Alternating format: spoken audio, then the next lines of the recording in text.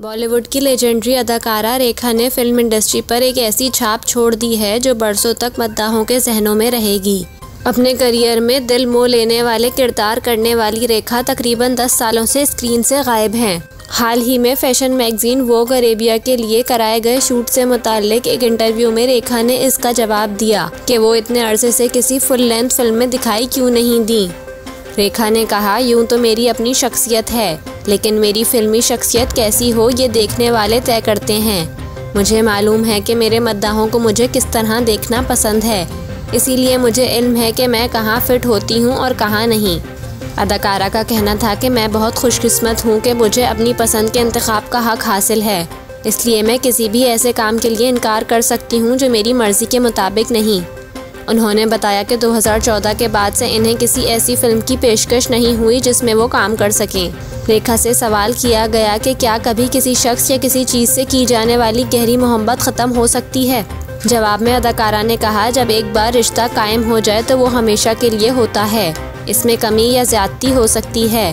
अब जैसे मैं फ़िल्मों की बात करूं, चाहे मैं बनाऊं या नहीं, चाहे इनमें काम करूं या नहीं, इनके लिए मेरी मोहब्बत हमेशा रहेगी और जब सही वक्त होगा तो मुनासिब प्रोजेक्ट मुझे ढूंढ लेगा। वाज़ेह रहे कि रेखा को आखिरी बार 2014 में रिलीज़ होने वाली फिल्म सुपर नानी में देखा गया था। इसके बाद वो शमिताब और यमला पगला दीवाना फिर से में भी गेस्ट अपीयरेंस के तौर पर नजर आईं।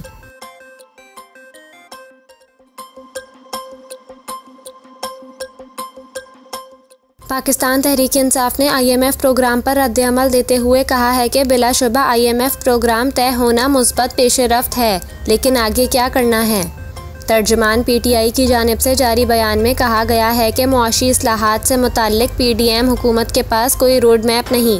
हुकूमत की तरजीह IMF और दीगर ममालिक से सिर्फ रकम इकट्ठी करना है। PTI तर्जुमान ने कहा कि हुकूमत ऐसे जश्न मना रही है जैसे $3 अरब खैरात में मिलने वाले हैं। PTI हुकूमत में यही लोग IMF मुआहदे को मुल्क दुश्मनी करार देते थे। तर्जुमान का कहना है कि मोडीज़ ने IMF की $3 अरब की फंडिंग पर गैर यकीनी का इजहार किया है। अवाम अब इस कर्ज की कीमत मज़ीद महंगाई की सूरत में अदा करेंगे। आने वाले दिनों में बिजली और गैस की कीमत में मज़ीद इजाफा होगा।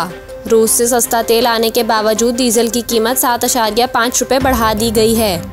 आलमी मालियाती इदारे IMF और पाकिस्तान के दरमियान $3 अरब का स्टैंड बाय अरेंजमेंट मुआहदा हो गया है, जिसके तहत पाकिस्तान को किस्तों में ये रकम मिलेगी। आलमिया के मुताबिक IMF executive board staff level मुआहदे की मंजूरी देगा और एग्जीक्यूटिव बोर्ड का इजलास जुलाई के वसत में होगा। आलमिया में कहा गया है कि मुआहदा पाकिस्तान की बैरूनी अदायगियों का दबाव कम करेगा और मुआहदे से समाजी शोबे के लिए फंड्स की फराहमी बेहतर होगी, जबकि मुआहदे पाकिस्तान में टैक्सेस की आमदन बढ़ाएंगे।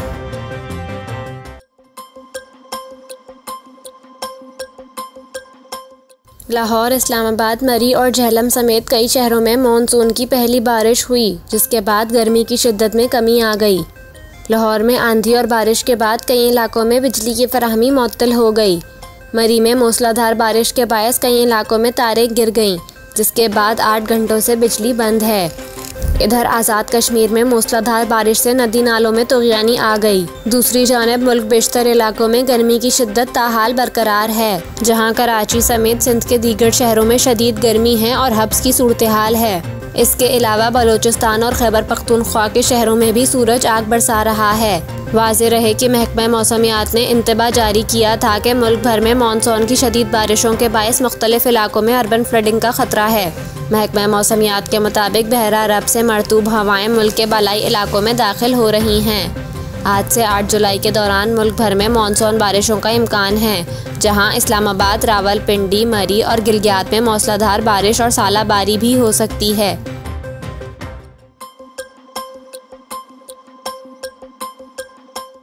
आलमी पैदावार में कमी के खदशात पर आलमी मंडी में खाम तेल की कीमतें गिर गईं। बरतानवी खाम तेल ब्रेंट क्रूड ऑयल और अमरीकी खाम तेल वेस्ट टेक्सास इंटरमीडिएट की कीमतों में 1% से ज़ायद कमी देखी गई है। ट्रेडिंग के दौरान बरतानवी खाम तेल $75 और अमरीकी खाम तेल $70 फ़ी बैरल पर आ गया है। आलमी मंडी में खाम तेल की कीमतों में कमी से सऊदी अरब और रूस की जानिब से कीमतों में इजाफे के लिए तेल की पैदावार में कटौती का फैसला रायगा चला गया। ख्याल रहे कि सऊदी वजारत तवानाई ने खाम तेल की यौमिया पैदावार में 10 लाख बैरल की रज़ाकाराना कमी में मज़ीद 1 माह की तोसी करते हुए ऐलान किया था कि अगस्त के आखिर तक पैदावार में कमी जारी रहेगी। गुज़िश्ता माह तेल पैदा करने वाले ममालिक की तंजीम ओपेक प्लस के 35वें इजलास में पैदावारी कोटे के हवाले से रज़ाकाराना कमी पर इत्तेफाक किया गया था। माहिरीन के मुताबिक यूक्रेन पर रूसी फौजी हमले के बाद तेल पैदा करने वाले ममालिक कीमतों में कमी और मार्केट में गैर यकीनी सूरत हाल से दो चार हैं, इसलिए वो पैदावार में कमी के जरिए तेल की कीमतों में इजाफा चाहते हैं।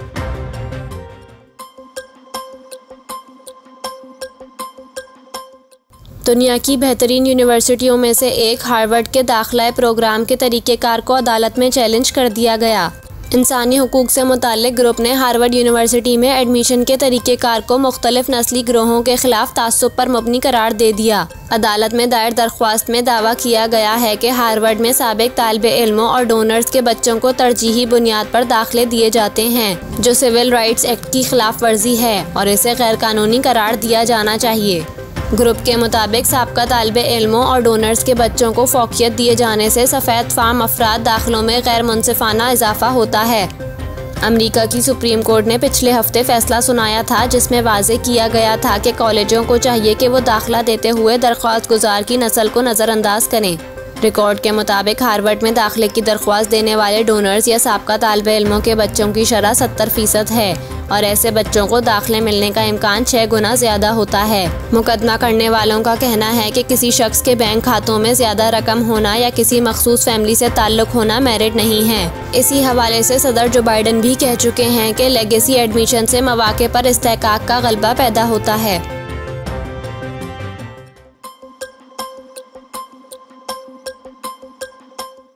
वज़ीर आज़म शहबाज शरीफ ने स्वीडन में कुरान पाक की बेहुरमती के वाक़े पर स्वीडिश हुकूमत से वाक़े का नोटिस लेने और मुजरिमों के खिलाफ कार्रवाई का मुतालबा किया है।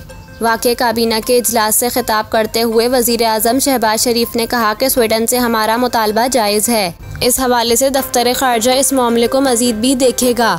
वज़ीर आज़म ने कहा कि पूरी कौम स्वीडन में कुरान मजीद की बेहुरमती की सख्त मजम्मत करती है। स्वीडिश हुकूमत अपने मुल्क में कुरान पाक की बेहुरमती का नोटिस ले और मुजरिमों के खिलाफ कार्रवाई करे। स्वीडन के दारुल हुकूमत स्टॉकहोम की मस्जिद के बाहर ईद उल अज़हा के रोज कुरान पाक को नजर आतिश करने और बेहुरमती का वाक़या पेश आया था।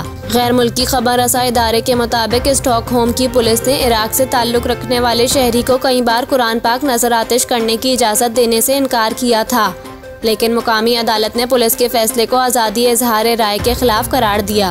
मुकामी पुलिस ने शहरी को ईद के रोज़ शहर की मरकजी जामे मस्जिद के बाहर मुजाहरे की इजाज़त दी, जिसके बाद मलून ने कुरान पाक को नजर आतिश किया और मुसलमानों की मुकद्दस किताब की बेहुरमती की।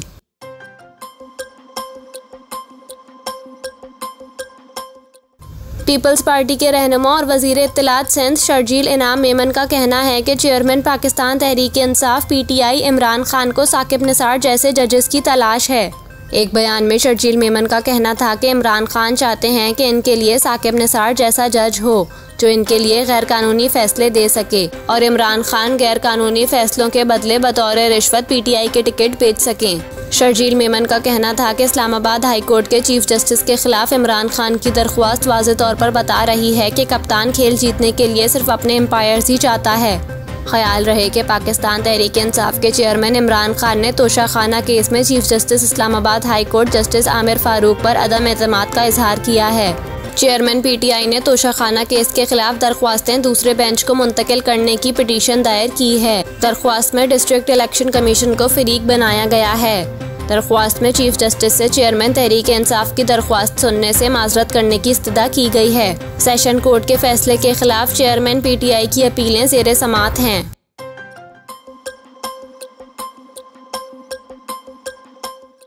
वज़ीर ख़जाना सेनेटर इसहाक डार का कहना है कि नवाज शरीफ के इलेक्शन लड़ने पर पाबंदी ख़त्म हो चुकी, नए कानून के तहत अब वो इलेक्शन लड़ सकते हैं। इसहाक डार का कहना था कि नवाज शरीफ मुत्तहदा अरब इमारात से उम्रे की सादत हासिल करने सऊदी अरब जा रहे हैं, जिसके बाद वो इंग्लैंड जाएंगे।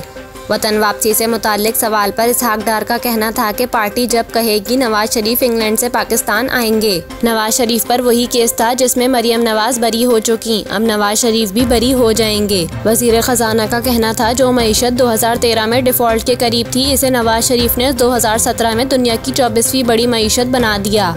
हमें इनकी लीडरशिप की ज़रूरत है। इसहाक डार का कहना था 8 माह बहुत मुश्किल में गुजारे। मेरी टीम के लोग भी कहते थे कि IMF के साथ मुआहदा नहीं हो सकेगा, लेकिन मैं इनसे कहता था कि मुआहदा जून के आखिरी हफ्ते में हो जाएगा। वजीर खजाना का कहना था IMF के एग्जीक्यूटिव बोर्ड की मंजूरी के बाद रवा माह ही पाकिस्तान को 1.1 अरब डॉलर की किस्त मिल जाएगी और रवा माह ही पाकिस्तान के ज़र मुबादला के ज़खायर 14 अरब डॉलर तक पहुँचने के इम्कानात हैं।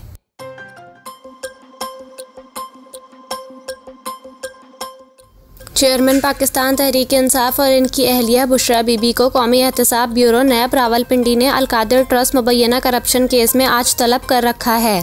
ज़राए का कहना है कि चेयरमैन तहरीक-ए-इंसाफ और इनकी अहलिया को नैब की मुश्तरका तहकीकाती टीम के कड़े सवालों का जवाब देना पड़ेगा। ज़राए के मुताबिक बुशरा बीबी को नैब ने कमोबेश 11 कलीदी सवालात और दस्तावेजात लाने का कह रखा है, जिनमें अलकादिर यूनिवर्सिटी ज़मीन की खरीदारी की तफसीलात और प्रॉपर्टी टाइकूनों से तोहफों की तफसीलात के बारे में सवालात भी शामिल हैं। ख्याल रहे कि गुज़िश्ता नोटिस पर साबिक वज़ीर आज़म और साबिक खातून अव्वल नैब रावलपिंडी में पेश नहीं हुए थे। ज़राए का बताना है कि अलकादिर ट्रस्ट मुबैना करप्शन केस की तहकीकात हतमी मरहले में दाखिल हो चुकी हैं और इस केस में चेयरमैन तहरीक-ए-इंसाफ और इनकी अहलिया की गिरफ्तारी किसी भी वक्त अमल में आ सकती है।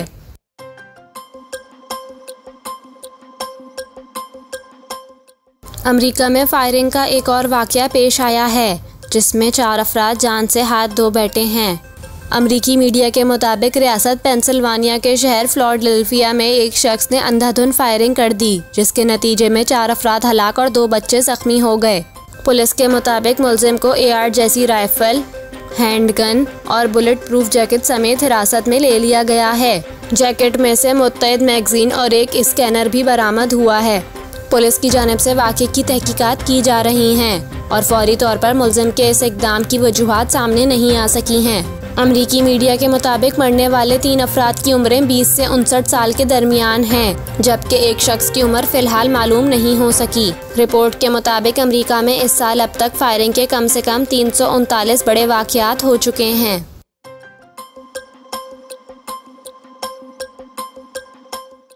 कैफ़ी खलील का सुपरहिट गाना कहानी सुनो, जो 2021 में रिलीज़ हुआ था, इन दिनों मौसीकी से लगाव रखने वालों में काफ़ी मकबूल है। कैफ़ी खलील के इस गीत की मकबूलियत ने दीगर गुलकारों को भी इस गाने को अपनी आवाज़ में गाने पर मजबूर किया, जिनमें पाकिस्तानी गुलकारा आयमा बेग और डच गुलकारा एमा बेस्टर्स नुमाया हैं। इसके बाद कहानी सुनो के सहर ने भारतीय गुलकारों को जकड़ा। आयुष्मान खुराना और जुबिन नौटियाल ने अपनी आवाज़ में कहानी सुनो मद्दाहों की समातों की नज़र किया। फिर सोशल मीडिया पर मशहूर एक और मौसीकार और गुलकार चाहत फ़तेह अली खान ने भी इस गाने पर ताबे आजमाई और इस गाने का अपना वर्जन पेश किया, जिसके बाद कहानी सुनो के मद्दाहों ने काफ़ी नाराज़गी का इजहार भी किया।